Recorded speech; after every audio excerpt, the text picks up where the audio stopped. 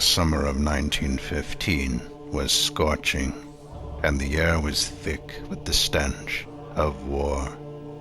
I stood among my comrades on the crumbling walls of Fortress Oswick, my heart pounding in my chest.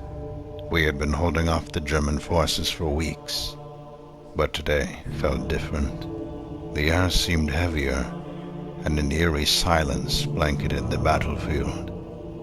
As dawn broke, a sinister, greenish-yellow cloud began to creep towards us. At first, we were baffled, unsure of what we were witnessing. But as the cloud enveloped us, confusion turned to sheer terror. My lungs seared with every breath, and my eyes felt like they were melting. Around me, men were collapsing, their screams piercing the air as they choked and gasped for breath. The air was filled with the sounds of agony and despair. I fumbled to pull on my gas mask, but it offered little relief. My skin felt like it was being devoured by acid, and blood and mucus poured from my mouth and nose. I looked around at my fellow soldiers, and the sight was nightmarish. We looked like the walking dead, our faces contorted in pain and rage, blood streaming from our eyes and mouths. Despite the excruciating pain, a fierce determination surged through me. We couldn't let the Germans take the fortress. We had to stand our ground.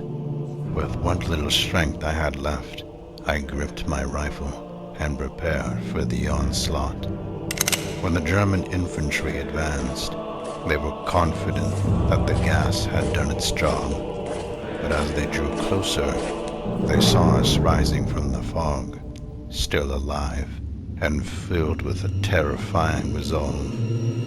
The look of horror on their faces was something I would never forget. They had expected to find corpses, but instead, they faced an army of enraged, half-dead soldiers. With a primal scream, we charged at them.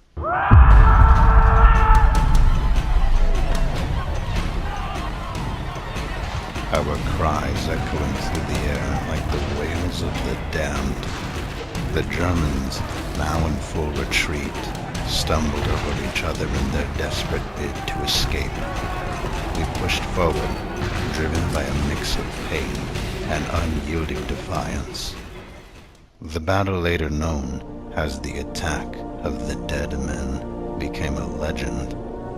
We had held the fortress, and our spirits remained unbroken. The memory of that day, the sight of the comrades rising from the gas, will haunt me forever. It was a testament to our resilience and the unbreakable will to fight for our homeland.